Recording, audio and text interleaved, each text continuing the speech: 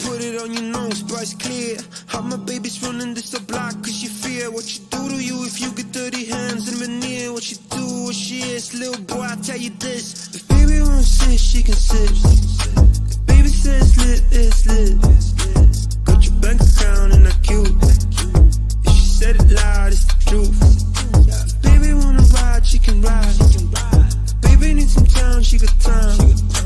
Got your bank account and I cute. She can make it count, how about you?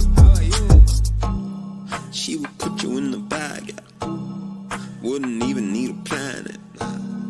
If she wanted, she a magnet.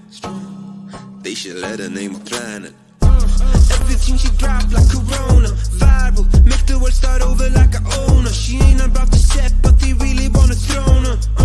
Listen, she like Bay, she like Hover. Self-employed, moving paper better than some Billy Boy. Made a choice on the regular, she bring.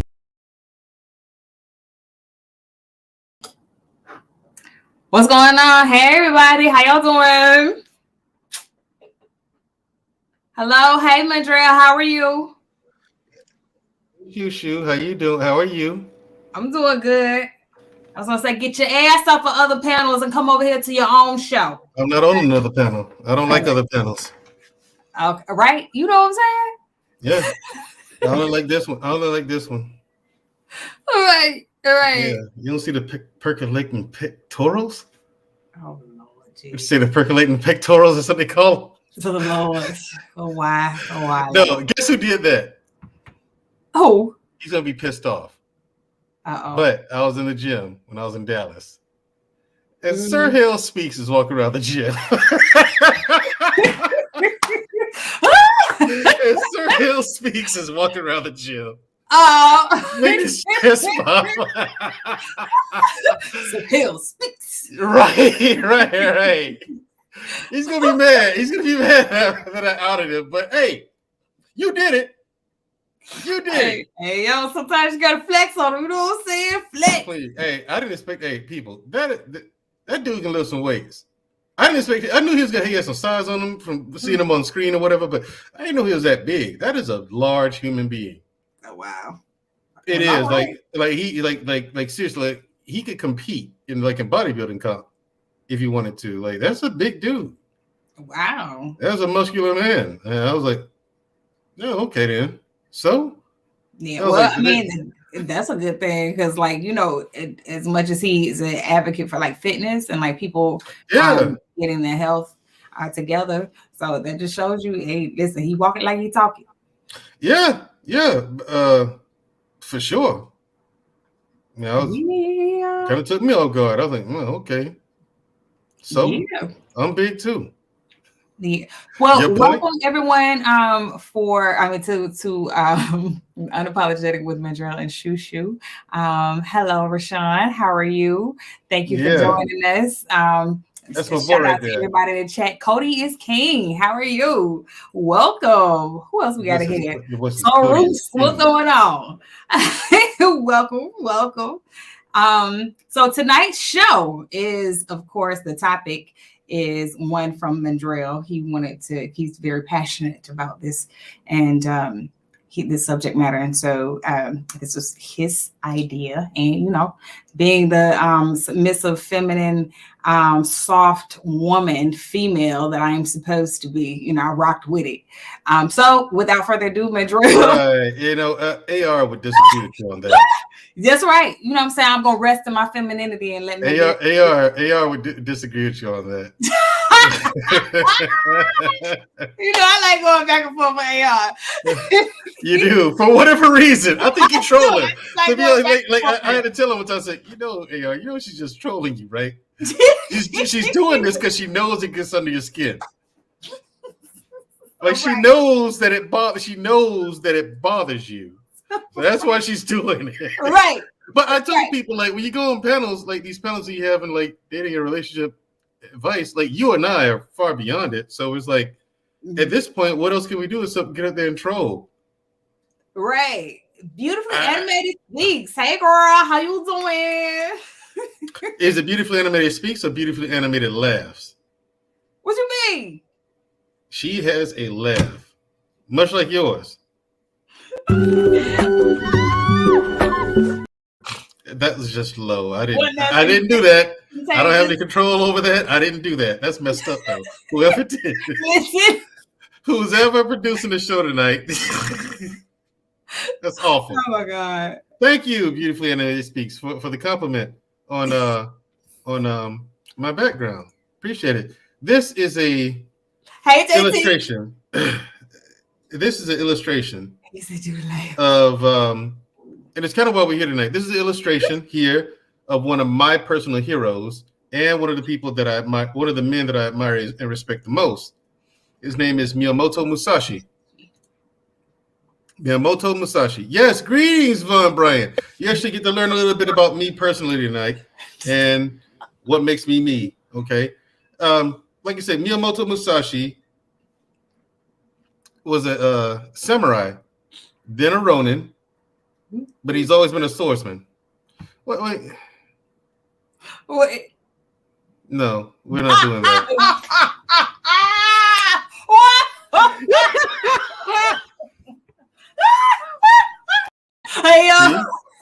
Yeah. You and Beautifully Animated. Hey, listen, if it's funny, it's funny, okay? That's true. That's all I'm saying. All right. Oh, sorry. So Miyamoto Musashi? Yeah, he's one of the men that I admire and respect the most. Mm-hmm. His philosophy on discipline and focus and things like that. Right. They're things that I actually try to walk myself. Because I share the same philosophy on discipline, focus, and everything else that he does, right? And I got it from him. He wrote a book a week before he died. He wrote a book called The Book of Five Rings. Yeah, I've heard of that. The Book of Five Rings, right? Yeah. Like I said, he grew up as a swordsman, then became a samurai, then a ronin. You know, he was in over 60 duels, over 64 duels, and never suffered a loss. Yeah. To this day, he's known as the greatest swordsman in all of Japan's history. Yeah. To this day, and he's a hero over there. Everyone in Japan knows Miyamoto Musashi. Everyone knows him. Yeah. You know, it's like saying, who is George Washington? Right. Yeah. You know what I'm saying? Who's Martin Luther King? Like, everybody knows these people. But in Japan, everyone knows Miyamoto Musashi. So he wrote a book known as the Dokudo, or the Book of Five Rings. And he started the philosophy of Bushido, which is the code of the conduct code of the samurai. So they follow his whole philosophy on discipline. And I'll get into that because it's all about respect and loyalty and all this stuff, right? So, yeah. And tonight's episode, people, is about discipline. This is the third episode of Tenets of Manhood. Right. And we know that women must be disciplined too, also. But women has to be disciplined in a different way, in a different fashion, in many different ways too, because your walk through life as a woman is going to be different from a man's walk through life. Correct. Yeah. Right. So there are certain things that, you know, outlooks on life, your outlooks on life is going to be different from mine because your experience of life is going to be different. Now, what do you think of the reason why I'm doing this is because I'm actually teaching guys how to do these things. Like what is discipline, how to do it, and like the other two episodes of the Tenets of Manhood.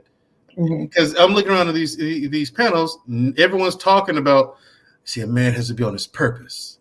A man has to, you know, see, a woman can only be validated after she's gone underneath a man's covering. Can we do a show about purpose? Because clearly, like, what is purpose? That's going to be a 10-minute show. Because you're gonna ask that question. No. My thing is this: of all these conversations that go on in these spaces, and we talk about, oh, man must be on his purpose. Right. Well, what is a man's purpose? Exactly. See, here's the thing. I'm not talking about to be the leader of his household and to make children and I'm talking about like, okay, outside of being a family. Like not just making children and walking away from them. Like not being a Pookie or a Ray Ray. You know what I'm saying? What is a man's purpose? Like, okay, for instance, okay, I'm talking about like, are you ready for the answer? For economics, like economic, financial, to provide, be that provider for your family. That's not his purpose, though. By the way, while I got a chance, shout out to Poppy Blanco in the chat.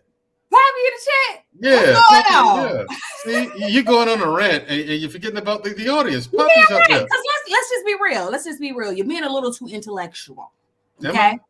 And intellectual is boring unless you just a thirst bucket for knowledge. People don't want to hear, somebody sitting there lecturing. I mean, I'm not trying to be disrespectful or anything, but I think sometimes I have to remind you that like lecturing is not entertaining, and people want to be entertained.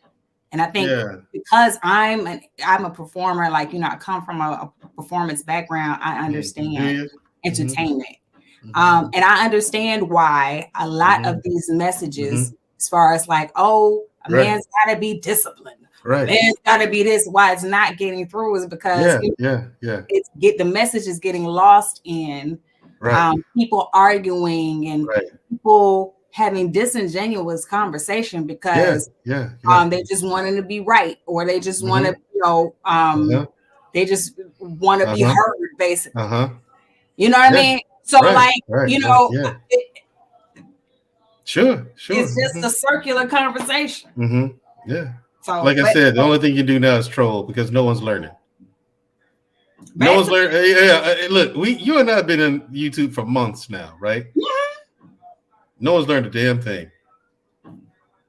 So, and the thing is, I troll. I think I pigeonholed myself because I've trolled so much that people not sure like what side of the fence I lean on. Like people don't know. And here's the thing though. I've specifically told people, when you hear me say something outrageous or something that's just ridiculous, I'm trolling. But people are like, yeah, but you said, and what did I say about me saying something crazy? You said you was trolling, but you said, okay. I thought I answered this already.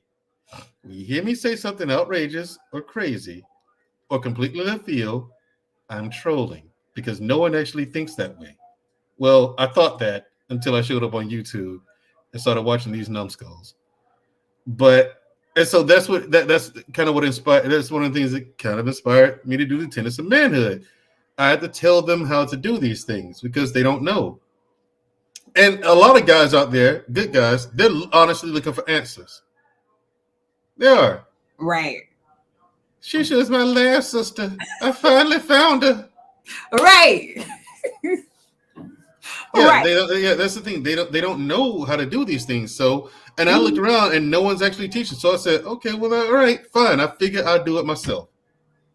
Since nobody else is doing it. Yeah, but the thing is, unless you're actually putting it in a way that's trashing women, because you got to understand, for these men who have had their feelings hurt, like deeply hurt, right, like me, being rejected, in the dating market after like every man, like literally every man in America, or a lot of them coming up.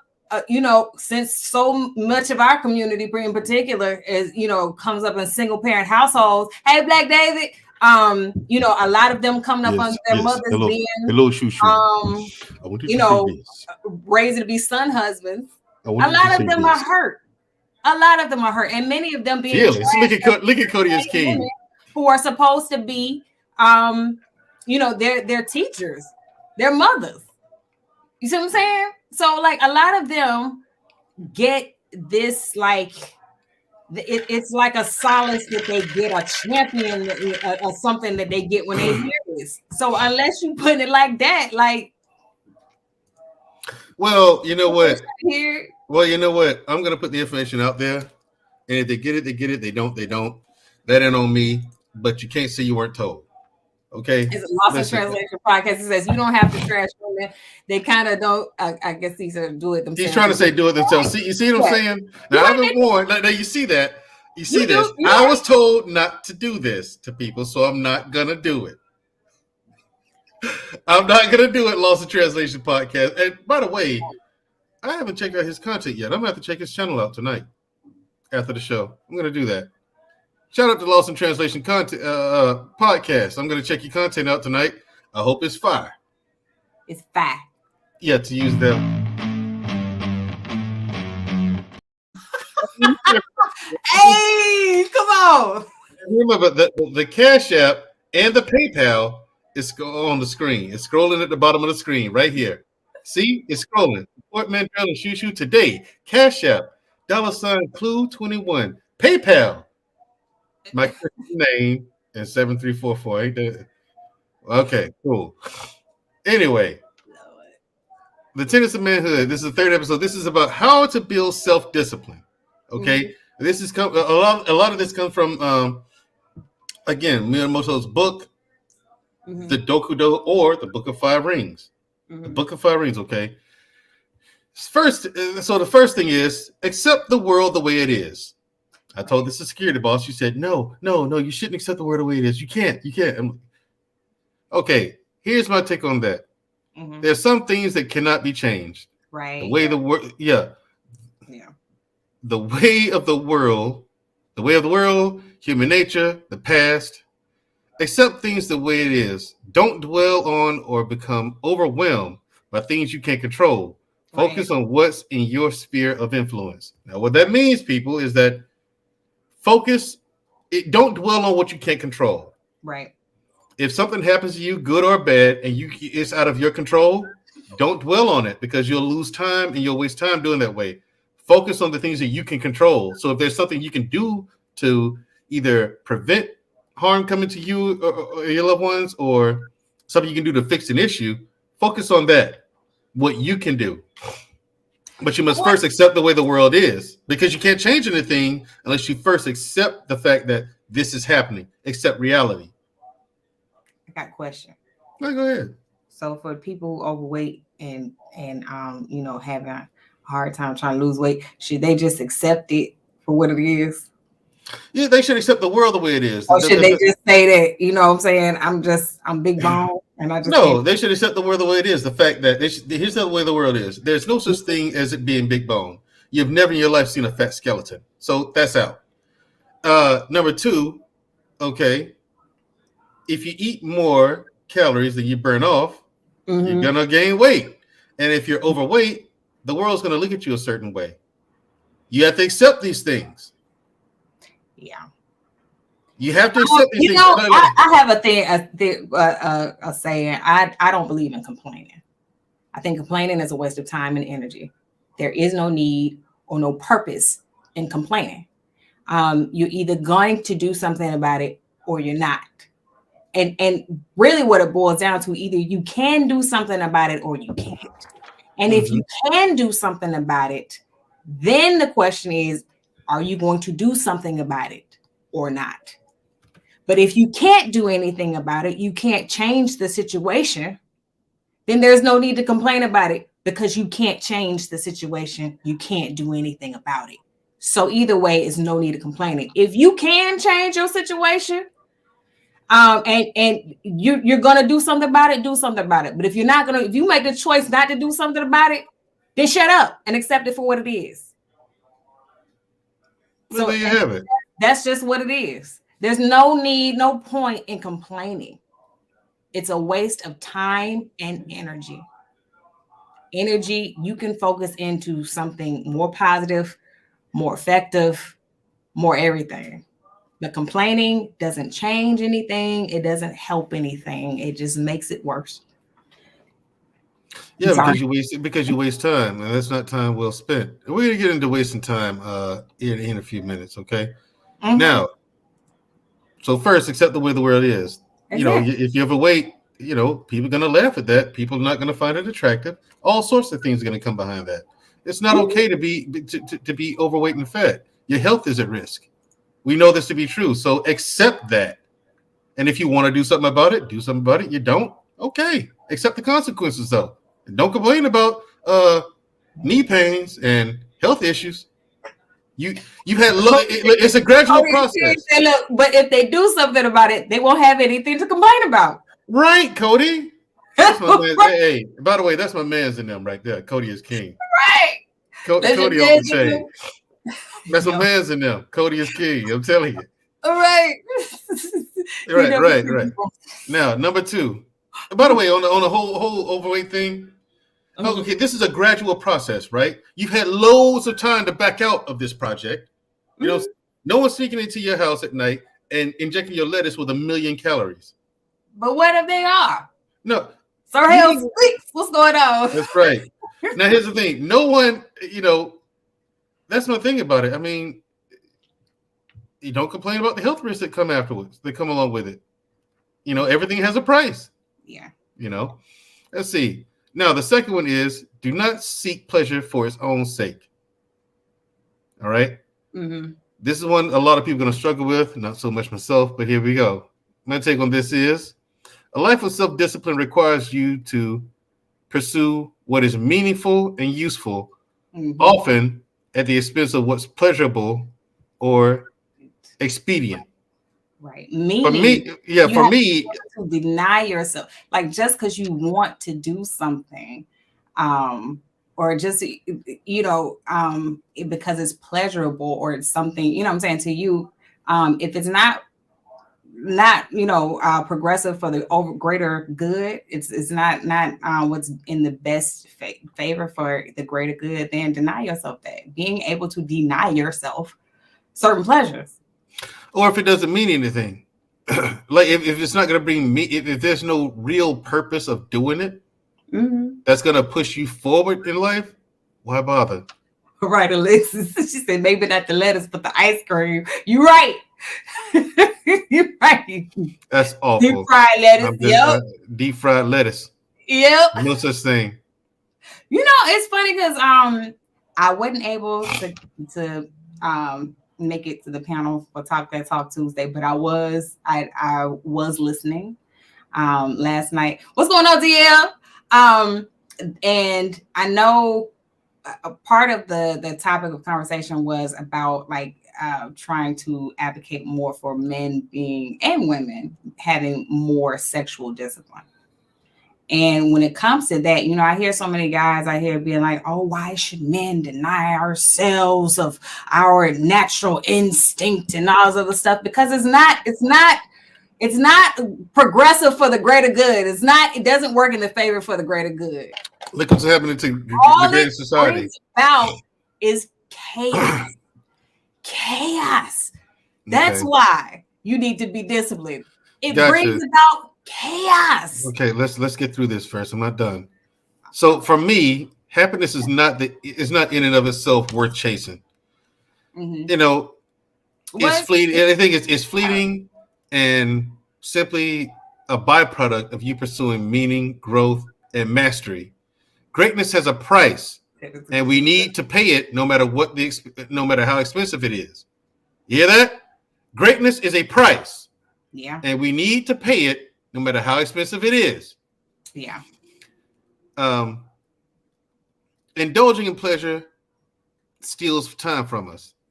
Time well spent is when you do something that matters, and that feeling of accomplishment, it has no equal.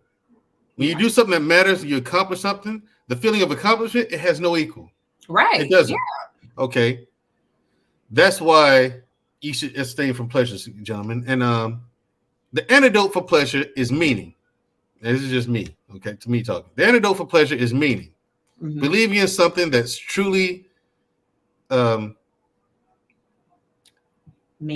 in something dictates believing in something wholeheartedly that dictates your days and the way you can only move forward, no matter the temptations surrounding you. In other words, like you have to believe in something that's going to push you forward in life. Focus on that. Right. No matter all the temptations you got around you. And the biggest temptation is this thing right here. Okay. Yeah. Everyone goes for that, for the cell phones, for the quick dopamine hit that we all like. You know what I'm saying? So it's a distraction. Yeah. You know what I mean? So you got to come on, ASU. The price of glory is high. Come on now. What you know about that with the band? You was in the band. Come on. Oh, he went to Bama State. Yeah. What do you know about them? What do you know about the What do you know about the Hornets? Lost in translation. Come on, ASU. Anyway, I'm sorry. Go ahead. Okay. The next one is: do not, under any circumstances, depend on a partial feeling, fellas. Never do that. Partial feelings can lead to indecision, and indecision can lead to making critical mistakes and even death in the worst case scenario.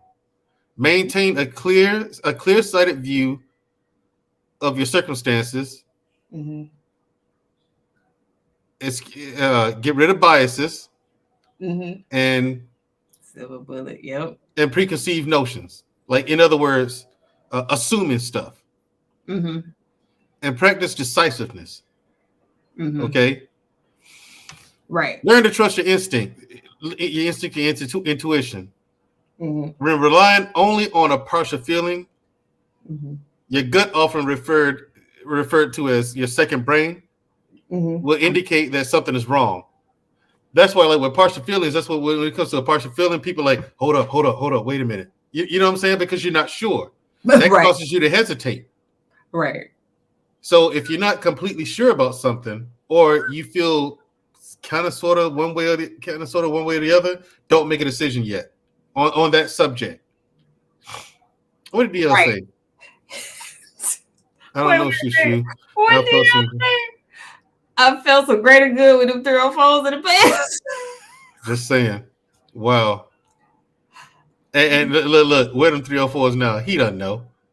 He has no clue. Right. You know what I'm saying? So what was the greater good? What purpose did it serve other than a temporary, fleeting feeling? Yeah. That can give you what purpose did it serve? Again, if that's all it is, what purpose did it serve? In the movie, a thin line between love and hate. What's her name? Della Reese. She played Martin's mama. She said, one night of passion can lead to a lifetime of pain. It can. And shout out to Luke Casely down there. She says, we want decisive men to lead us. Exactly, Luke Casely. Right. Hey, Luke Casely. How you doing? That's my big sister right there.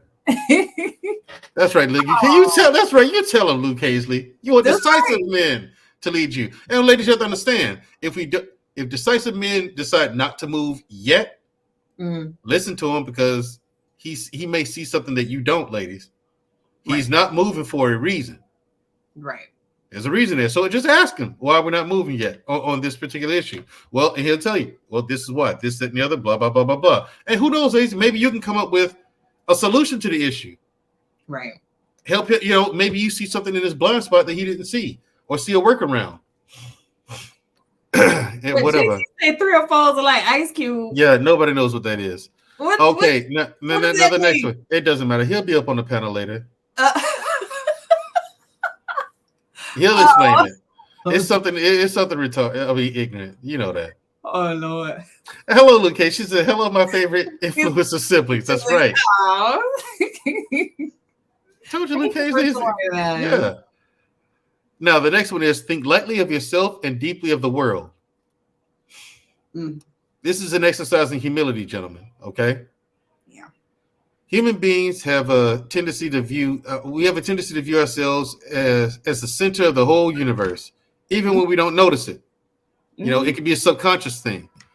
Maintaining a light sense of self will facilitate better judgment, adaptability, and growth. You can act as an antidote to frustration and pain. See, if you don't think too much of yourself, in other words, getting rid of ego. Yeah. Yeah. Now, being disciplined means having pride in yourself.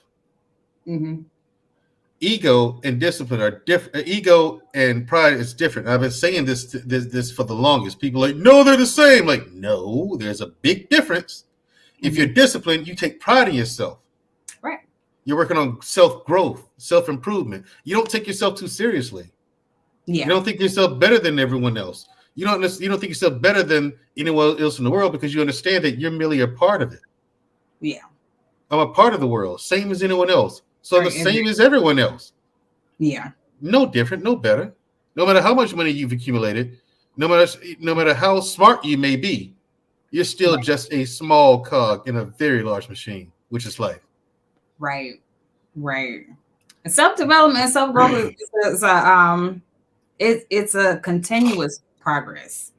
It's Absolutely. not like just do it once and then like a problem solved is fixed. It's like it's an active thing. It's something you're constantly working. Oh, look at that. Go back to the world class. What's it? Oh, what's going on, Noble? Go back to the world class. Your number one fan and boyfriend's here. Trying to say something deeper, Phil. Say what now? No, she said that. I lost my train of thought. My bad. I tried to say something deeper. Oh, JT. Yeah, JT, don't stop trying. It ain't working.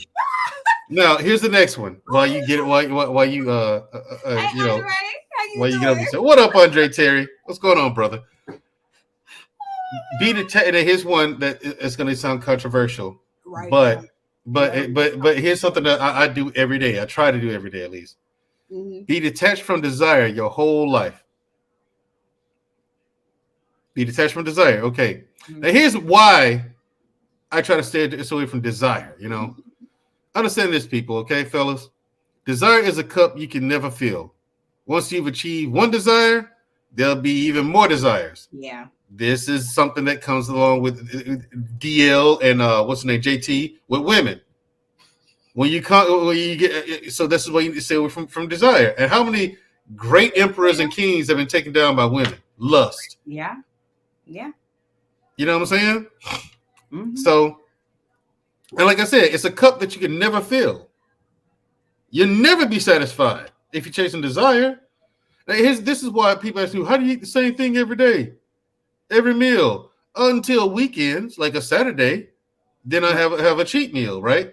I stay away from like rich and like hearty foods until like once a week, and I treat it as like a reward. You know what I'm saying? It's out there, so I don't deprive myself from it entirely, but I abstain from it for like 6 days a week. Right. Yeah. And so that way, when I do get it, I appreciate it. Right. All right. Now, next is, while it's impossible to renounce your desires entirely, mm-hmm. Practicing detachment can help us maintain presence of mind and to focus on what truly matters. Right. If you detach from desire itself, you can discover real peace. Yeah. Because sex ain't running your life. Right. Of course, when you're young and living in a materialistic world, it's hard to keep this in perspective. But this is a useful rule to remember. Yeah, it is. It's hard. You know, teenagers, once puberty hit boys, and all them hormones shoot up in your brain, you don't know what to do. And not only that, like, you know, at that age, like especially like when in your teenage years, the opinions of others is like trumps everything. It means like everything. What your social influence is at is like it's strongest, because it's like you want to be cool, or you just want to fit in. You know, you want to feel like you belong. So you know that's why, you know, a lot of teenagers, it's easy for them to be easily swayed and easily influenced. Because at that age, and you know, I can remember. When I was a teenager, some stuff my mama would say, she would tell me, you know, oh yeah, no matter what they say, you're beautiful, da, da, da, da. And then sometimes I'd be thinking like, yeah, you my mama, you supposed to say that? Like, you know, sometimes some of the advice your parents give you, it's like, it doesn't like really set in, because it's like, yeah, but you're my parent, so I expect you to say that. Like, I don't expect you to say something like jacked up to me, be like, yeah, your teeth aren't really jacked up. You know what I'm saying? Just don't smile that much. You know what I mean? See your face. Right. What parent gonna tell their child that? Like, why would they say that? You know what I'm saying? Like, why would they say that? Right. So that's why, you know, teenagers especially take their parents' advice with a grain of salt. because it's like, but anyway, yeah. Back to the subject. So yeah, basically control yourself. Self-control, it's difficult. It is very difficult, but it like anything else, it takes practice, it takes work. All of it, all of this being disciplined takes practice, and it's a practice, something you have to practice every single day. So anyway, I'm not even reading that. Next one is do not regret. Oh no, sorry. Next one is do not regret what you have done. Mistakes happen and they sometimes hurt, but not as much as inaction or missed opportunities. No one is perfect, and you can't change the past. Right. If you keep regretting everything that you've done, you'll never move forward. Moreover, you'll never stay present in the present moment. Right, yeah. Never dwell on the damage of the mistake itself, but focus on learning from the mistake. Learning. Focus on learning from your mistakes. I think the biggest thing in that statement is that people don't learn from their mistakes. They may feel shame or regret for making a mistake or making a poor choice, but they don't learn from it. So that is more important than actually making the mistake itself. Our mother, she always says to us, everybody makes mistakes, but as long as you learn from that mistake, then the mistake was worth making. If you ain't learned nothing from it, then you should be ashamed. Because to keep making the same mistake, you're stupid. Over and over and over. Then you're stupid. Yes, her philosophy. Then you're stupid. Yeah, then you stupid. Then something. No, I keep making the same mistake over and over again. Something is off. Like something's not clicking. Something ain't right. Something not right. You need to go get yourself checked out. Right. All right. The next one. Never be jealous. Right. Jealousy is like regret. It's often toxic. Okay. Mm-hmm. Comparison is, the comparison is like, it's theft of joy. You know what I'm saying? Regret steals joy. You know what I'm saying? Never be jealous of what others have or do. Walk your own path. Right. And the next one, what do you think of the jealousy? I think it's rather obvious. Well, here's the thing that people don't realize. A lot of times when when jealousy arises is because you see something that someone else has that you want or that you're trying to get or you wish you had. But the thing is, in most cases, you see one side, you don't see the other side. You know what I mean? You don't know what it's really like to be in somebody's shoes. You don't know what it's really like to have that. And in some instances, like what we think we want, what we think we desire ain't what we really want. Thank you. Thank you, Cody. See, I told you. That's my man's in there. Look what Cody said. Go get your own shit. Right. Exactly. That's all I'm saying. Yeah. A lot of times, I think part of that too, why people get jealous. Okay, you're long stroking, and we ain't got much time. Who you talking to? You. Make your point, and let's go. Let's move forward amicably. Ladies and gentlemen, the person y'all about to see. Let me introduce y'all to Lashante. Do you know who you talking to? Yeah, moving along. What? Now, here's a good one. Hold no grudges against yourself or others. Mm-hmm. All right? Mm-hmm. Resent, malice, and anger cloud your judgment and impede clarity and presence of mind. Right. Like jealousy and regret, a tendency to hold grudges hinders your pursuit of success. Mm-hmm.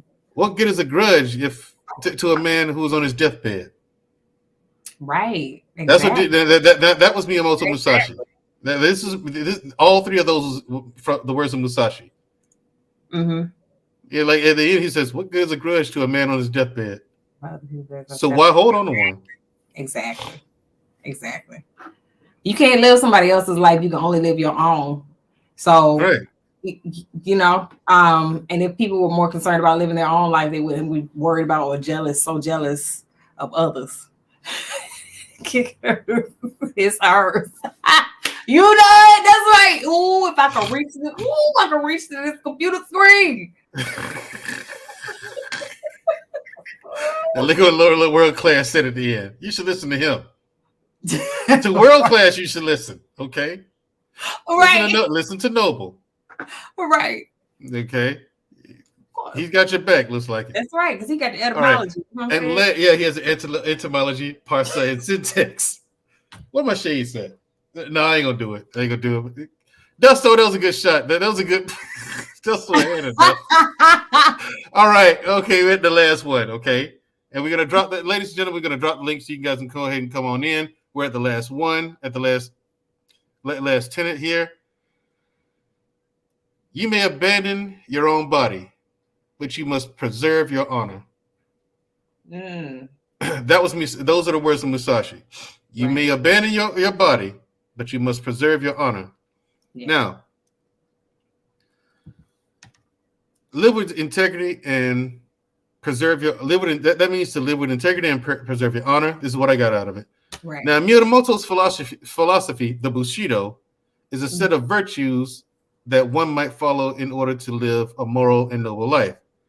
His philosophy has 7 main virtues: integrity, respect, courage, compassion, honesty, loyalty, and honor.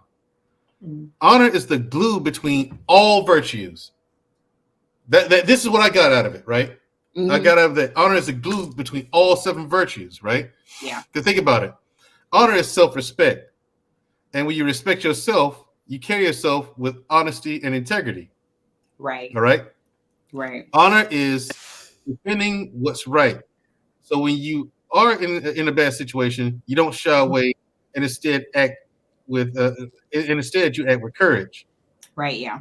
That means not stomping over weak or vulnerable people, but in a position of power, you are compassionate. Honor is being willing to risk everything to preserve the dignity of the ones you love, respect, and care about. In other words, it's to be loyal to the bone. Honor and discipline are both cut from the same cloth, and developing one often leads to directly improving the other. Right. And here's one of my favorite quotes from Musashi. This is the last thing. There's nothing outside of yourself that can ever enable you to get better, stronger, richer, quicker, or smarter. Everything is within. Everything exists. Yeah. Seek nothing outside yourself. Exactly. Yep. That's my favorite quote from Miyamoto Musashi. Yep. Everything. Now, if anybody's in the back, you can bring them up. What was you saying? Yeah. I remember in undergrad, my main what's called theater director, she would tell us everything you need perfect and complete. You know, maybe not realized, but perfect, which means that everything you're looking for, everything you aspire to be or achieve is in here. You have it already. But it's not to look outside in the outside world for it. It's to look in here for it. And that's powerful. That's powerful. Hey, Dia, how you doing? Welcome. What's good? How y'all feeling? Thanks for having me up here. Hey, listen, I'm about to make your brother extremely jealous. So jealous he might leave the stream. So Mandrell, I was in Japan, I don't know, maybe half a dozen so years ago. There was a small samurai museum we stumbled on in Tokyo, right? The owner of the museum gave us a personal tour. And in my hand, he placed one of Musashi's swords.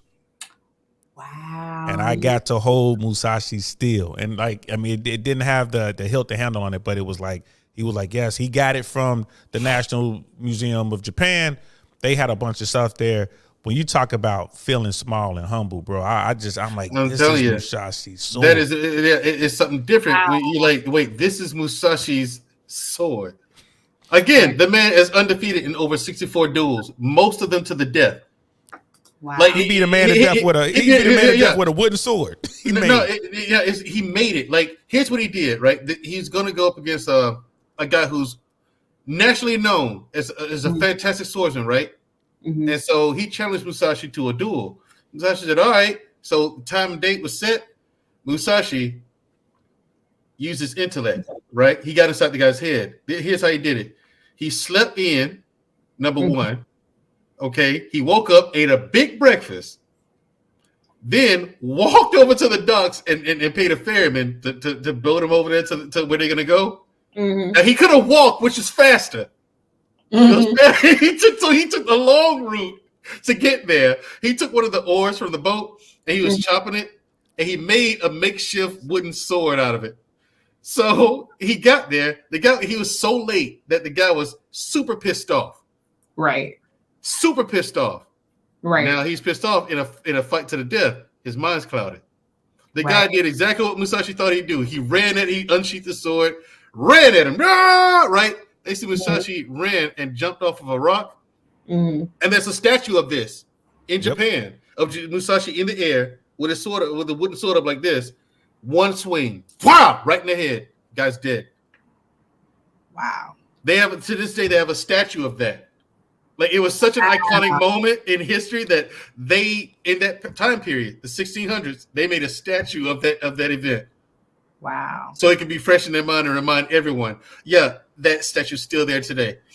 And Musashi, he got inside the guy's head.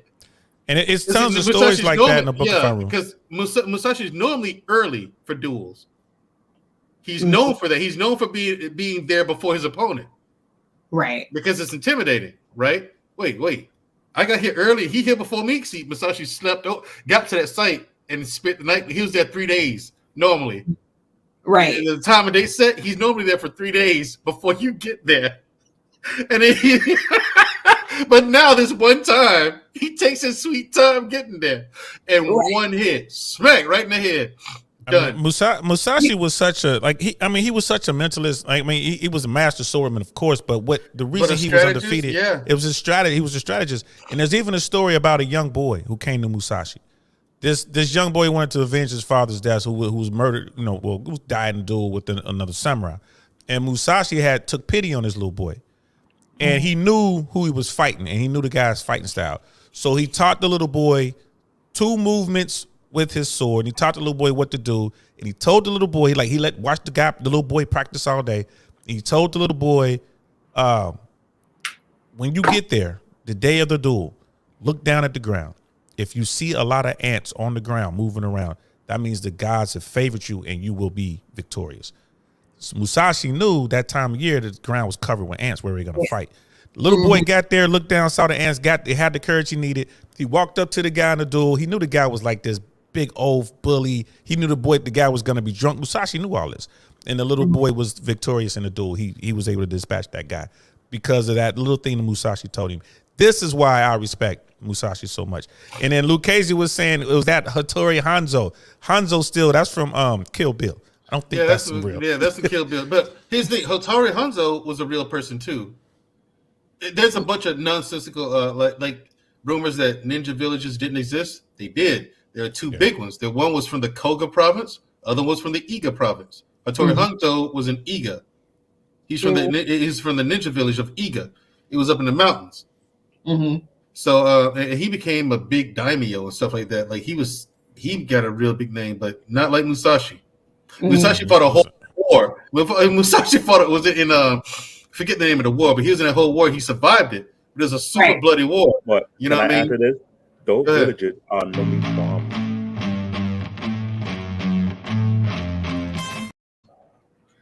Change that video. Terrible. Or else, you're right. The guy doesn't actually look like you at all. Like if he doesn't, either change that video or you give me 10% royalty every time you.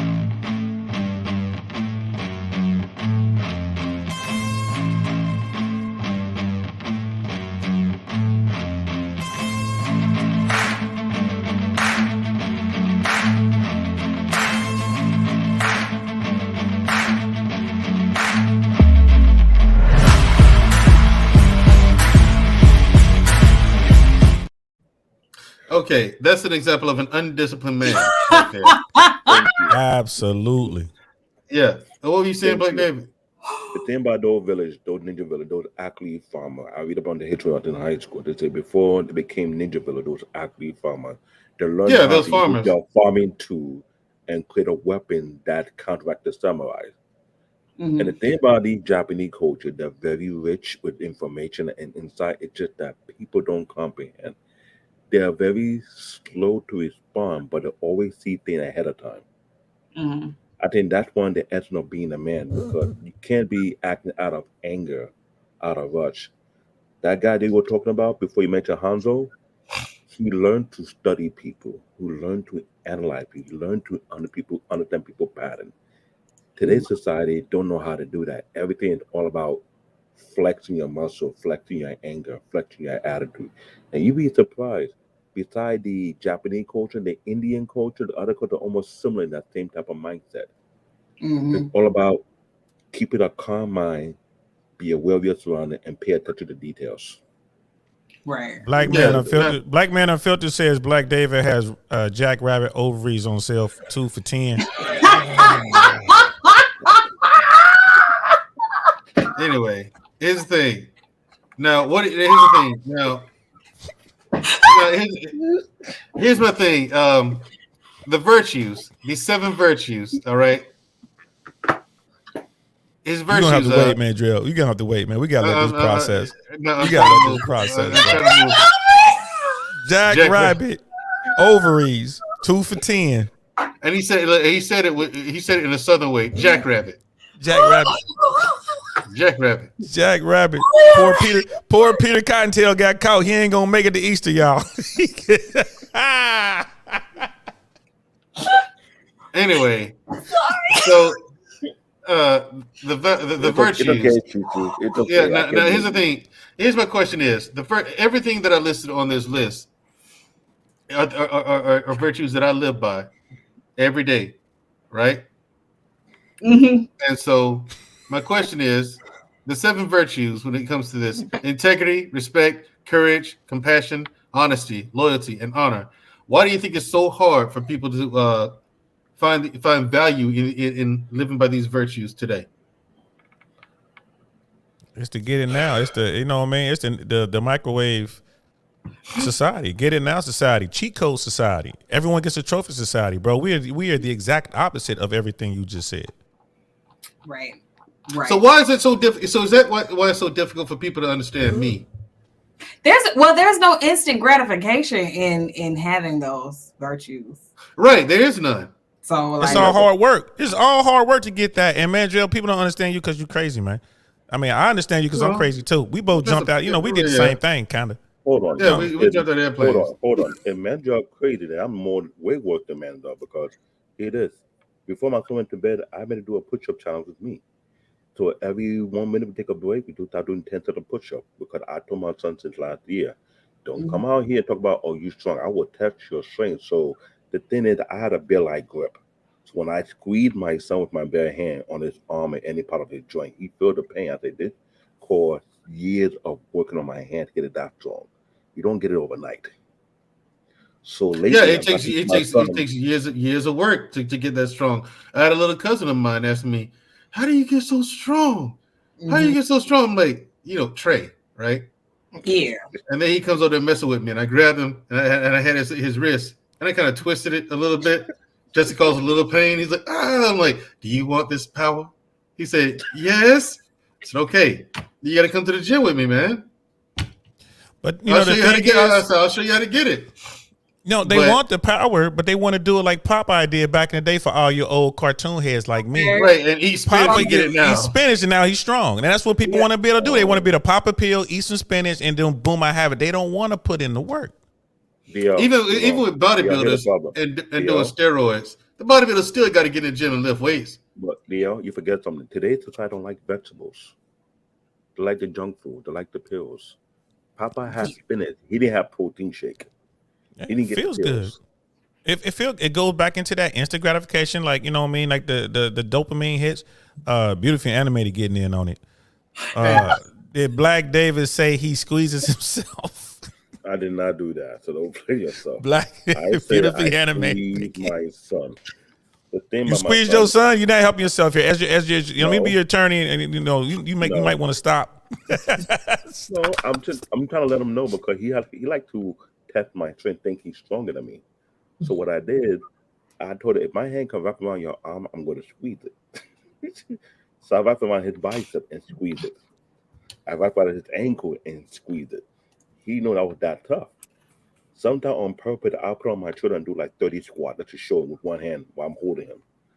And I'll do some jumping jack with him. I'll let him know, oh, your daddy's strong. Yeah, I did crazy. One time, I picked up a big sister from the 4th floor, went up there while she on my shoulder to the 4th floor. She got scared. I tell you, I'm not no fake strong. I'm real strong. I'm African strong. If I got to carry 50-pound sack of rice while I was in high school, junior high, go up and down more than 50 times, and do a lot of crazy manual labor over time, it adds up. It makes the body real strong. Yeah. Trust me. Yeah. Try lifting 250 liters to the 10th floor, like 5-10 times a day, just fetching water in Africa, and do that for like maybe 3 years. See what it do to your body. Mandrell, what movie was that, Mandrell? What kung fu movie was that when they was walking up the mountain with the 2 buckets of water when they had the knives under their arms if theirs came down? What kung fu movie was that? No, there was a bunch of them. No. There was 36 Chambers of Shaolin. That's what it was. It was 36 Chambers of Shaolin. Yep. Yeah, but that was bucket. I'm talking about 50 liters. You can have that. Floor. But here's the thing. So what do you think of this list? Like, why is it so hard for people to understand that this is what it? They'll understand that this is what it takes, but no one wants to do it. They're still trying to find shortcuts, but there are no shortcuts to greatness. That's why I put that in here in this one. In the second one, it's in the second one. Greatness has a price, and we need to pay it, no matter how expensive it is. Right. It costs. It's expensive. Mm-hmm. There's no shortcut to greatness. There's no shortcut to even being good. Right. You know what I'm saying? So there's no shortcut to even being okay. Right. You said there's no shortcut to being Tom Brady. There's no shortcut to being Michael Jordan. No, there's no shortcut to being me. Probably is a shortcut right through the cuckoo's nest. Get no, there isn't. Mandrell. Hey, no. Listen, it's expensive to be crazy. Don't you know that? Yeah, you too. You know. True, that's true. You know how many people have broke ankles and legs jumping out of airplanes? Let's not talk about it. I'm hurting right now. I'm hurting right now. I'm saying, you wake up today with something hurting. Every Thank day. you, Cody. Thank you, Cody S. King. You got to do the work. And my thing is, this is, and I make conscious efforts to live like this every single day, and I arrange my life in a way that allows me to live like this. It ain't hard. It's time management. I got in here talking about don't waste time. When you dwell on things like it says, don't seek pleasure for pleasure's sake. You know what I'm saying? Because it has no meaning to it. That's one of the reasons why I've been so selective about the women I date. Mm-hmm. Is this relationship going to mean something? No? Okay, well then you go your way, I go mine. I'll find something that means something. You know what I'm saying? I mean, be detached from desire your whole life. You should be detached from desire your whole life. And like I said, it's not like you're going to be able to. I was being realistic about it. My whole idea is like, listen, don't let desire rule your life. Don't let sex rule your life. Don't let money rule your life. Right. You know what I'm saying? You have to be diverse. You know what I'm saying? Yeah, you're going to go out there and do these things, but don't let it run your life. Don't let your whole life, and don't let your relationships with women be only about sex. There's a lot of stuff you can learn from women, like how to talk to one. Well, if you want that though, I mean, there's so many people who just want to feel good, and that point you made about money is outstanding. I'm gonna say this, and I love Wu-Tang Clan. I love the Wu. Right. But Cream, cash rules everything around me. Cream, get the money. Dollar bill, y'all, and that is what Mandrell is talking about. That's the society as we know it now. That's the anthem, isn't it? Yeah. Cream. Right, which is the exact opposite of what Mandrell is preaching right now, and we should be more fighting for doing the work and getting it out the mud, but we're not. We're like, nah, cash rules everything around me. Cream, Get the money, dollar bill. I say DL, it's all about the money. Right. DL, there's a reason behind it. Look at Mandrell life. He have a specific role model that showing the path that he took. That Mandrell said at the end, it's hard to overcome that particular shadow. That was his father. Now there are some people who have that same type of role model who show them the life they live to the point whereby you feel like you have to step up to the plate. You have to honor that person. I practice what I call Shitoryu karate back in my country, which is part of the 5 root karate style that based in Japan. Now all the shenanigans you gotta do. When you get to black belt, that's not the end of it. You have to at least take a trip to Japan and go to the headquarters and go to their regular training. I didn't get a chance. I did.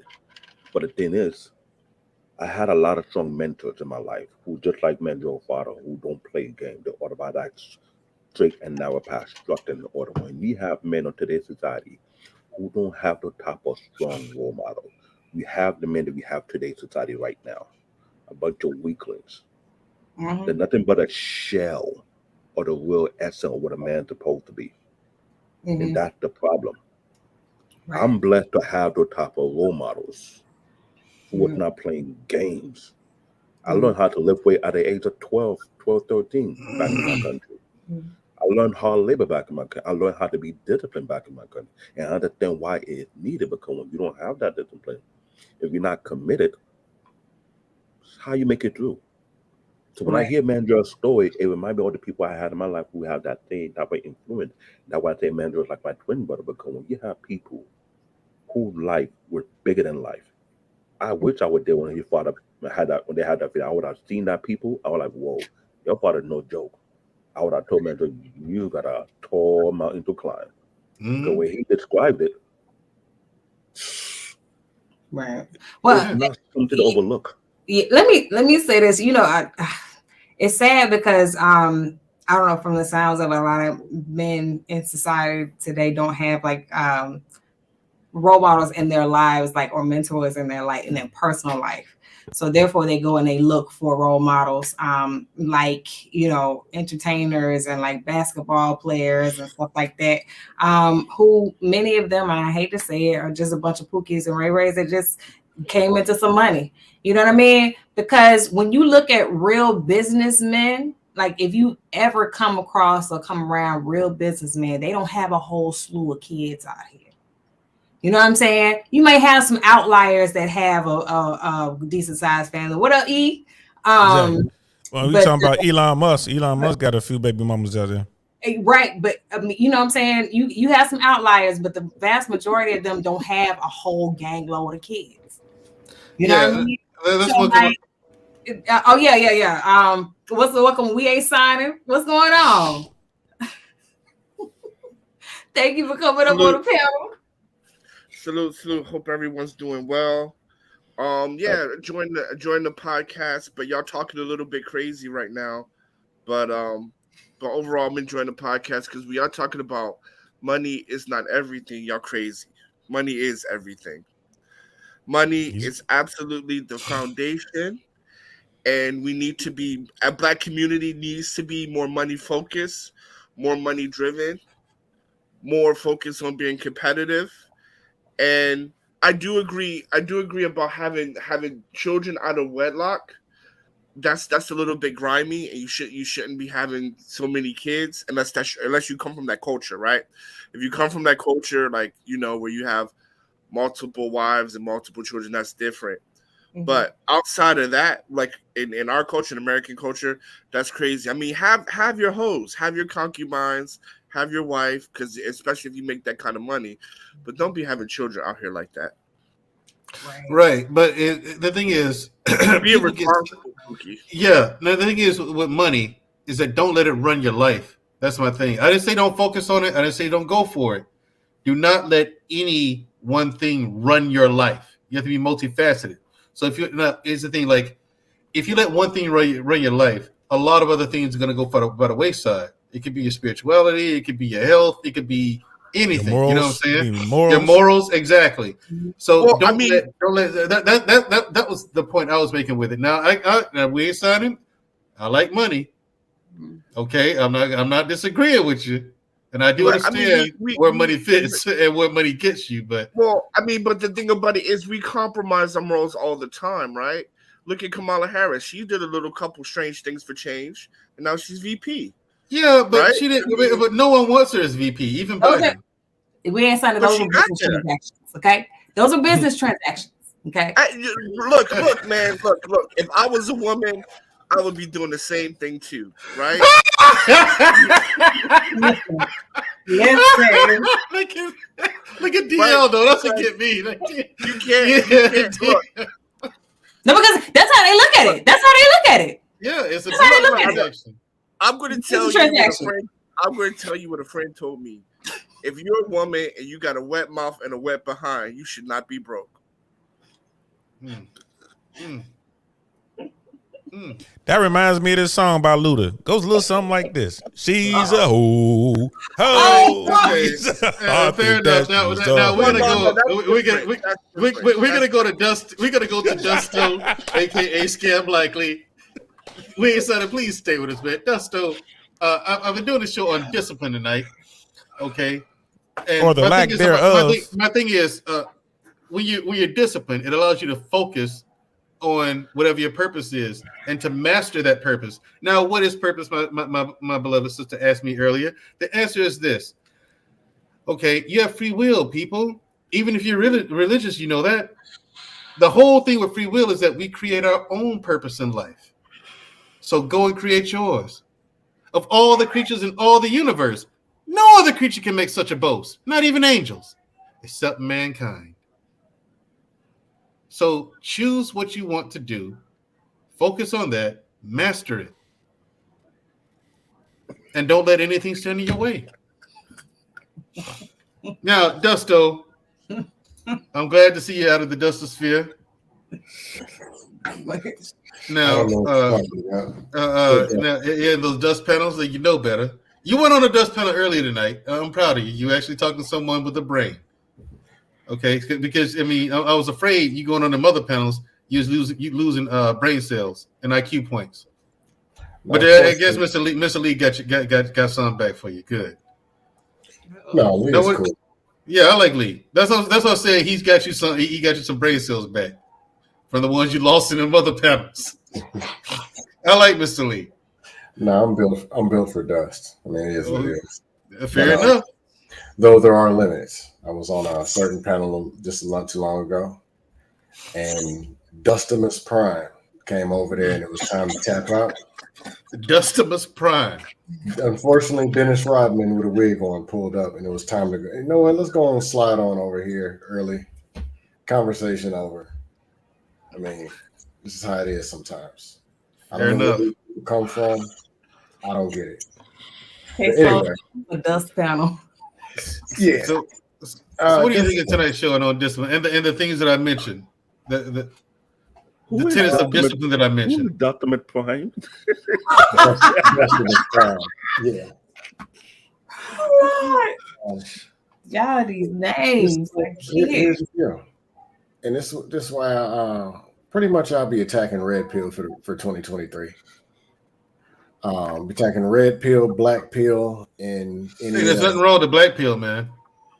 Any of this? You're Black. You're Black Pill, actually. I'm Black Pill. Yeah. If you let the Black Pill people explain to you what Black Pill is, you would be in that category. What is Black Pill then? So what DL saying? And what is that? A nihilist. Black Pill is a person who's a nihilist. No, it's not. I thought it was just dudes that hate women. It is. No, Black Pill is don't hate women at all. No, Black Pill is not. Black Pill and Red Pill is not solely focused on relationships, even though in the Black community we only focus on that. But it's just like Red Pill, they say, because it comes from the Matrix, right? You see the world for what it is in all aspects: relationships, finances, money, whatever, right? A Black Pill is a nihilist, right? That's their worldview. It's a nihilistic view of things. That's it. Hey, we ain't signed. Hold on, real quick. Shushu, you got to read that. You got to read that.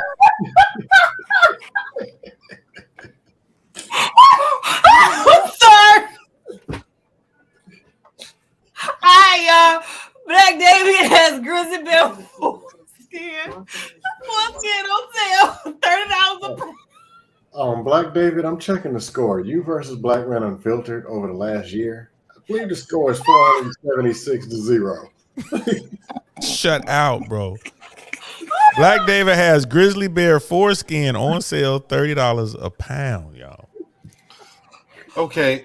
Anyway, to answer E-Man's question, what will you be doing if you was a woman? Not what We Ain't Signing is gonna do. No. Him and DL, I wouldn't be doing that. No. What I don't get is I would look. Like I said, I would be the first Black female president if I was a woman. I would say that.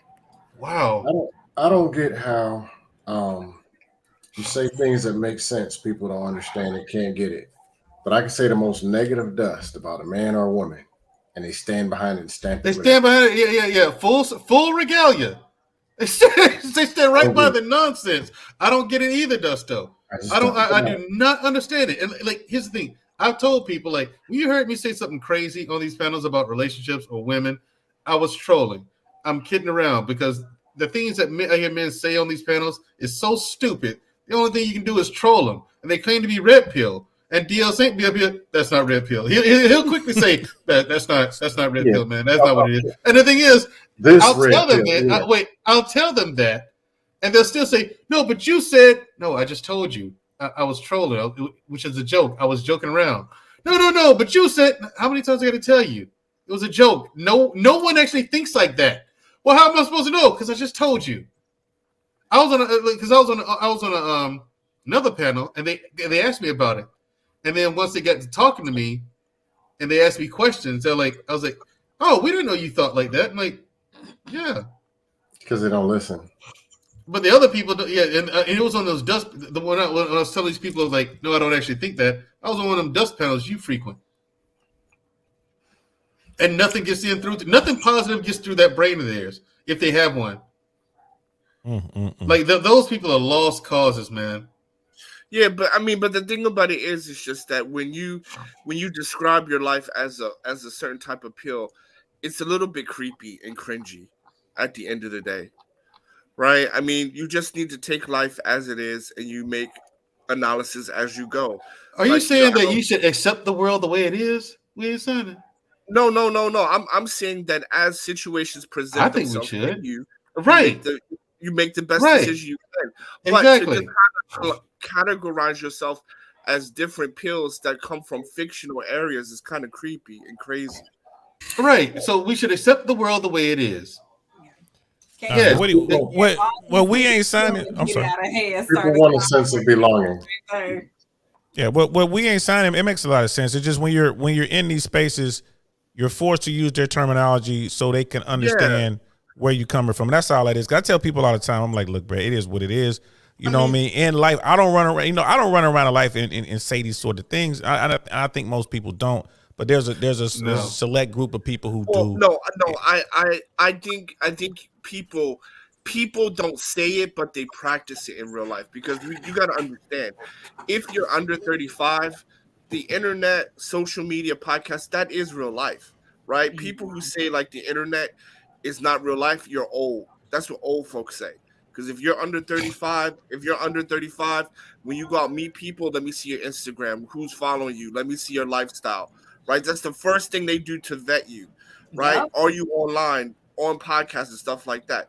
The internet, especially after the pandemic in most of the world, where people have like literally had to sit still for a year or more, some places more, some places yes, unless like the internet is real world now. It is. Mm-hmm. Even the thing is, like, for jobs, like they ask for your LinkedIn handle. They ask for LinkedIn address. Right. I'm like, dang. Right. And the thing is, like if you're under 35, I just want to say this one thing. If you're under 35, you that's how you communicate with everyone. Clubhouse, right? That's how people are communicating. Clubhouse, with Discord, whatever. Mm-hmm. Right. And the thing is, like if I actually believe like even a quarter of the nonsense I hear on YouTube. Hold on, pause. Wait. Black man said audio toxic panel package today from Dusto. Today call 1-800-DUSTY-ME.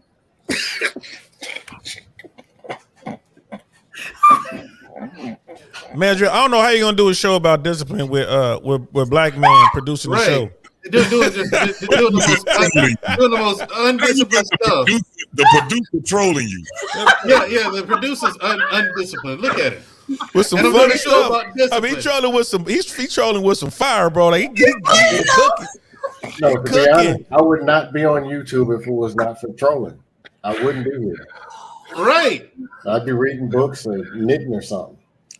And the thing is, like, if I believe even a quarter of the nonsense that comes out of here on YouTube, I'd be single. Like my lady and I, we don't even talk about YouTube when we're together. It doesn't come up. You got because you're over 35. Yeah, it doesn't even come up. I talk about YouTube all the time. The whole reality. I'm not used like. If you look, guys, if you're over 35, internet is not going to play a key role, or just like online. That's a lie. That's a goddamn lie. That's a goddamn lie. Watch your mouth. We ain't signing. No, it shows a form of reality, bro. People actually have these thoughts in their mind before they get to say them on a microphone. Yeah, and I don't understand why. I don't understand why. Why would you think YouTube answers why? YouTube answers some questions like 30% of men are not getting any vagina. Listen, they have passports, and you understand why. So what are you going to do about it? That's your problem. They have. Don't talk to a woman. How about that? Say hello to her. No, Mandrell. These dudes actually no. Don't talk to a woman. Don't talk to anybody. Wait, bro, did you guys hear about that story about a school bus in Louisiana screaming passport bros? You said the guy for what? There's a bunch of kids screaming at some girl, yelling passport bros at her. And these they're teenagers, high school kids, talking about I'm gonna get these passports. I'm not fucking with these hoes. These are high school kids. They can't even afford passport photos at Walgreens. I know, but I'm just saying to highlight, like, this shit is real, at a certain age and below. Like, this shit is real for them. I mean, it's real for all of us, though. Even though people don't want to, when you say 35 and below, and you just separate that from everybody else, that's a goddamn lie. I'm gonna keep saying that. I call cap on that shit. Okay, Nadia, but JT, I have a question for you. Did you hear the list, the list that I read off tonight? Yes. And the things I said. Okay, what do you think of that?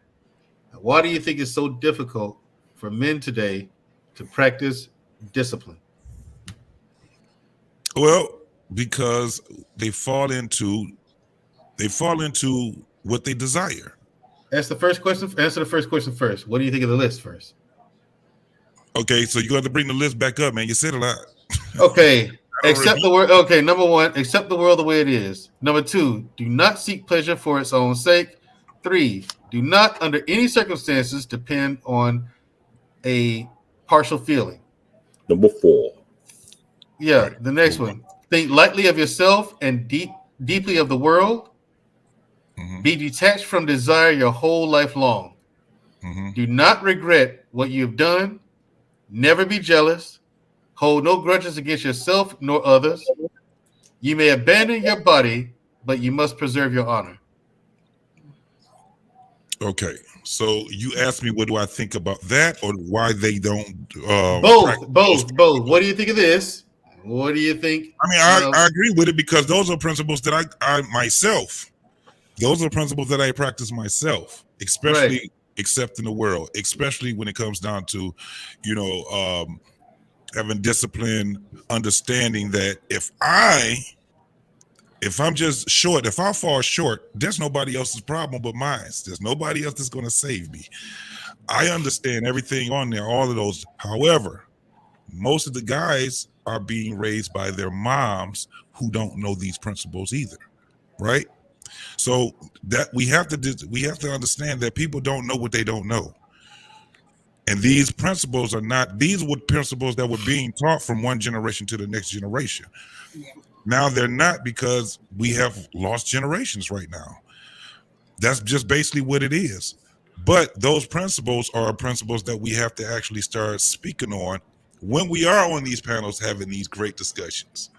Because if we're not speaking those, let me tell you something. One of the things that you can do to shut down a lot of this talk is to bring those principles up. Because most of the people that's talking, they don't practice not even half of what you were just speaking on, because they don't know. They just don't know. Yeah. But they can go, this is why they're so interested in arguing with one another, because you can just throw things out and it don't have to be factual. You can go out and just grab some so-called stats on what they call Google and not actually have to challenge the source. They don't know none of these things. So this is how they communicate with each other. In my opinion, it's a lot better than what it used to be. Mm-hmm. I used to tell people, when you had family gatherings and stuff, what they did was play cards, play dominoes. A lot of families drink. They're talking a bunch of small talk. You don't really have people really talking about real life. They wasn't really talking about real life. So you didn't, and I understand why, because once we started doing it, guess what started happening? A bunch of arguments. People would get into big old fights and arguments because they didn't know how to deal with the truth that was coming out of somebody else's mouth. Now we're getting to that point where now we can have these type of social conversations. Before we wasn't. We was, man, I'm talking about bid whist. You had people getting together, they doing the hustle, and which is good because it's supposed to be for morale, but we didn't balance it off with having social conversations, real life social conversations. So when kids go and they ask their parents what is life about, parents ain't got nothing to tell them. I always say this when I come on these panels. All you got to do is think about this. Ask yourself, what was it that I knew about sex? What was it that I was taught about sex? And what is it that I can teach my kids about sex? I'm telling you, the majority of people won't be able to have an answer to it because they didn't have these type of conversations. Period. Right. Now we're gonna move on to final thoughts. Okay. Now, Dusto, I'm surprised nobody else came up. See, this is what I'm talking about. You make videos like this and telling people how to be disciplined. Nobody wants to talk about it. No one wants to have that conversation. Dusto, what say you about discipline? And what you call it? What you call it? Dustimus Prime. I like that one. Oh God. Okay. Yeah, what you got to say about this? You got to tell me who that is. But anyway, come on, you know who it is. Dennis Rodman with a wig on. Oh, God. Okay. Well, overweight Dennis Rodman with a wig. But anyway, discipline. Don't do stuff. There's stuff you're supposed to do and there's stuff you're not supposed to do. Don't do the stuff that you're not supposed to do. Do something different. Stuff. For example, there's a 300-pound Wigosaurus. Wigosaurus Rex. They dug up the bones, and the bones had so much fat on them they didn't know what to do. And they come up to you, I need a man. What does this do? What does Captain Dust do? Ooh, look at him thighs. And he sticks his meat in there. Now you got 4 Wigosauruses and you're trying to go to sleep, right? I'm hungry. 3 of them walking around in your living room, sitting on the couch, breaking all the furniture. Why would you do this? But no, you couldn't wait 2 more weeks to stick your meat somewhere else. Or you couldn't just go home and eat a sandwich. You stuck your meat in the Wigosaur. And you're ruining the world that we live in. Stop making Wigosauruses. Gotcha. But they ain't got no discipline. Just, now, woman. Then this is really good. All right. No self-control, no self-discipline. Anyway, thank you, Dusto. People, there's stuff out there, and then there's stuff you're supposed to do, there's stuff you ain't supposed to do. So don't do the stuff you ain't supposed to do so you can get the good stuff from the stuff. Okay. Thank you very much, Dusto. My man, we ain't signing. Salute. So, what's up, bro? I'm gonna piece and partial this situation. So, discipline is important, especially when it comes to health, because health is wealth. And when you have a lack of discipline, you normally see a lot of diseases, especially in our community, right? Even the good book says, right? He who cannot control his fork is putting a knife to his throat, right? So You have to be disciplined in that. But besides that, most importantly is becoming successful, compromise your morals, and do whatever you need to do that. Thank you. Have a good day. He said it become a success, compromise your moral. You said, what did you say, Shamir? He said compromise your morals. Hey. You need to. Hey, look. Y'all gotta understand, we ain't signed in a different tax bracket than most of y'all out here. Yeah. Oh God. JT, final thoughts, brother. That was a long way from the stuff. Yeah, it was. And we went from the stuff and don't do the stuff and do the stuff. And compromise your morals. Compromise your morals and you'll be rich. Thank you very much. And the sad part is like the lie is though. Yeah, but I'm about to say the sad part is I can't argue with him. Right. That's the sad part. I can't argue. I'm trying to find a lie, but I couldn't. Right. I can't find it either. I failed. No, it's just repurposing your perspective. You know what I'm saying? Refocusing your perspective. You gotta look at it different. What you got for us, JT? All right, man. What was the last point, bullet point that you had on there?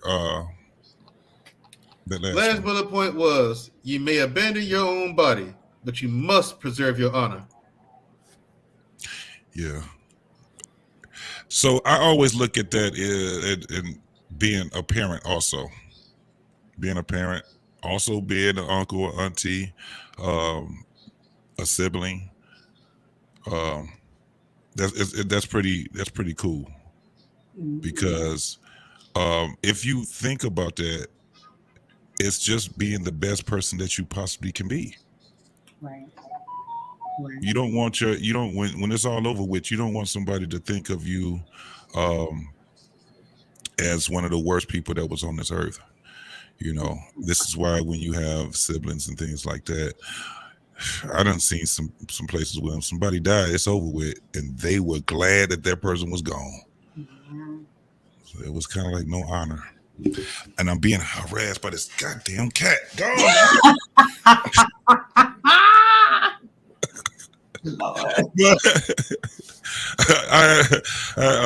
I was out here trying to get some work done while I was listening to y'all guys, man. It was pretty cool. It was pretty cool. I really liked the conversation y'all was having. I wish I was in there earlier. That's why I was trolling y'all. Announcement real quick, y'all. Black Man Filter says Black David has African hut mop water on sale for $20 a gallon.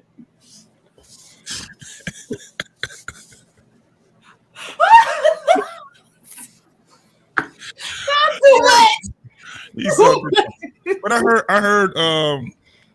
I heard Wayne Simon say that he said money is everything.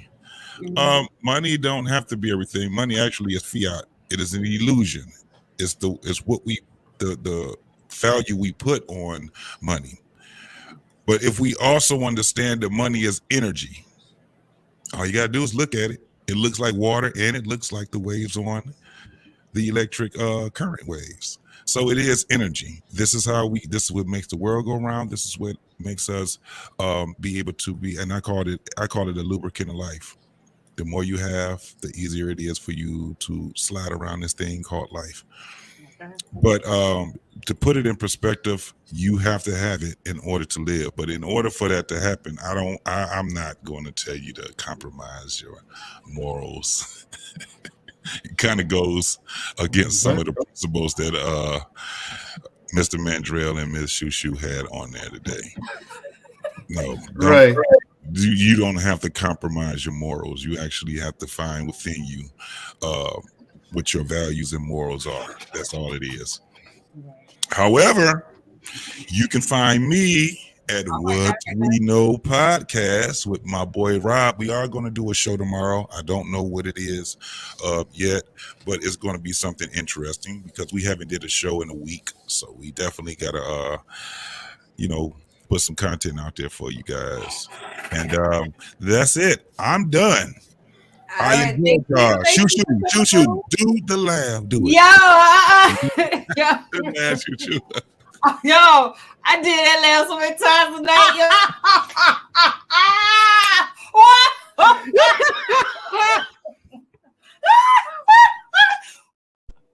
Black man is amazing. Hey, you and Beautifully Animated, y'all gonna have a laugh off. That's what we gonna do. Uh-oh. All right, y'all. I enjoyed y'all, man. All right, man. Thank you for coming. Later, JT. I want to know what it says sports on the side of the screen. I would love to know that when we're not talking about sports. This is not a sports show. Blame the producer. Yeah. I mean, you pay a guy a decent salary. You expect him to produce results. Shut the fuck up. The results that make sense. You know what I'm saying? I expect professionalism, but I mean, apparently we're not going to get that tonight. So, Black David, what are your thoughts on tonight's show? Apart from the African harassment from black men, I will have to come to Texas, get a couple of African brothers giving an African drive-by with those damn blow dart to see how it feels. Oh, here we go again. Black man said Black David has lizard spit hair gel on sale $4.99. Lizard spit. And you would think I run this business. Mind you, he's in at the South running the business, making money off my name, and I got no royalties. Imagine that. Yeah, it sounds like you need to negotiate a new contract. I know. I really need to. But honestly, you had a very interesting topic today about those principles of manhood, which is something I live by as well for a long time. And I understand why. The reason why we don't have a real village, the reason why we don't have a community, because there's no discipline, there's no accountability, there's no responsibility. And yet we have so many fake ass men on multiple panels, on multiple platforms in the YouTube suite talk about how you want to rebuild the black community, but you don't deal with the essence of what is lacking. Yeah. The principle that Mandrell was talking about, to this day, those principle is what maintain that particular community they have right now, that have not fallen yet. There were a lot of people not even comprehending. Right. The people who live by those principles outside this country have a long-lasting community that have so much culture, so much heritage, so much insight, so much brilliance coming out of that village of their own. But yet we have people who want to bring forth false manhood, false ideology, that one day it's working, the next day it collapses. And they'll find some people to work on again and think that's going to work. No. These type of principles survive the test of time and stay strong for a specific reason. That's how you build strong men. That's how you build strong women. That's how you build strong community.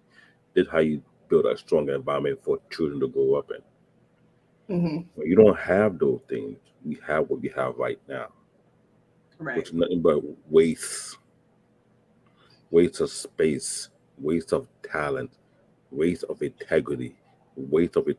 It's almost as if you're asking for another Deion Sanders come in and fix it. And this is something that I am glad the people are reporting on. I'm glad people are talking about it. Enough is enough. Yeah. People like Deion Sanders, people like Reed, who was snapping on another HBCU, and he pointed out the obvious. These people are walking with a level of principle that keep them strong and solid on solid ground and keep them going through these things. But yet we have too many fake men out here who don't, I can't even tell you half of it, don't even have a quarter of it. That's what the problem is. Right. When hardship come, they run. That's true. Yeah. Mandrell, no, that's why I call he's my twin. But when we come to hardship, I love one thing. You look at it, you bulldoze through it. Yeah. You don't turn back to it. You face it head on. What doesn't kill you make you stronger. But the problem we have today is just that we're going to continue to produce weak ass men in today's society. That's true. And the more you do this, the more it going to crumble. I'm not going to be surprised if other ethnic groups are watching and they're seeing it, and that I'm what I'll tell you guys. Not just my own family, they're doing it. Other African ethnic groups are telling their young kids to separate themselves from such people who don't have strong values to lean on, which is heavily needed. So when you don't have these core values that have been passed down from generation to generation, it's like you passing down the torch. Right. Right. So when you don't have that, what do you think is going to happen? Those type of community don't have single moms. Do your homework, people. Those type of that have those strong principles don't have single mom running around with multiple kids from multiple baby daddy. That thing is heavily controlled for it. Right. Cannot comprehend that, then guess what? I'm not gonna stay on the Titanic with you. I'm gonna jump on a lifeboat, watch you guys and salute. Nice knowing you. It is what it is. All right. Well, thank you. All right. Thank you, Black David. Appreciate you. I know I'm sorry, I was smiling. I was trying not to laugh during your speech. I wasn't trying to laugh at you. It's I avoided it. I avoided the chat for that reason. BMU doesn't jail work on edges. I was dying. So what now? You said what now? Queen smiling. She said doesn't jail work on edges. This is why I avoided the chat. This is why I make sure when I does that jail work? I close up the chat. And I didn't pay no mind. I'm mad she put an inquiry in about it. Because I'm not gonna lie, that's a strong point. And what he was mentioning, I was like, I don't think people really understood what he was saying or what he was speaking on. Because if you really want to fix the black community and bring it back stronger than ever, real talk, those principles need to be enacted immediately. Start working with the younger generation of boys. I am so heavy hands-on when it comes to kids. With my son, with my daughter, as well with my grandkids. I do not play around with that. Because I understood the essence of it. Well, unfortunately, Black David, I'm not sure when or if that's ever possible, especially when that's the everybody problem. wins and everything is supposed to be fair in life, even though I got a 12th place trophy today. So, Yay! But thank you so much for coming through as always. We appreciate you. Hey, it's what it is. It's all right, thank you very much, Black David. Appreciate it. Have a good one. All right. Now, Drill. What's up? Your final thoughts? My final thoughts. Mm-hmm. You know what?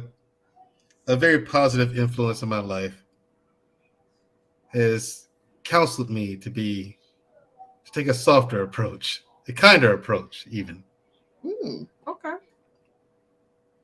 I really don't want to, though. Uh-oh. So this is an exercise in discipline. Mm-hmm. Do not seek pleasure for its own sake, and hold no grudges against people. Right. So even though they don't want, my thinking is, from my observation, I'll put it this way: people seem to not want to change things. And I've said this time and time again, that when it comes to saving the black community, there aren't enough people who are willing to make the changes for us to make a difference. Right. So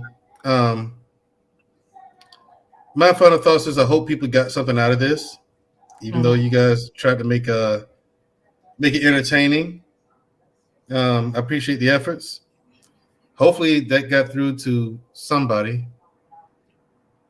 All right, Billy the Kid, DM you on Instagram. Oh, hey, Billy the Kid, what's going on? He looks like Lil Wayne, don't he? With glasses. I was trying to stay out of the comments.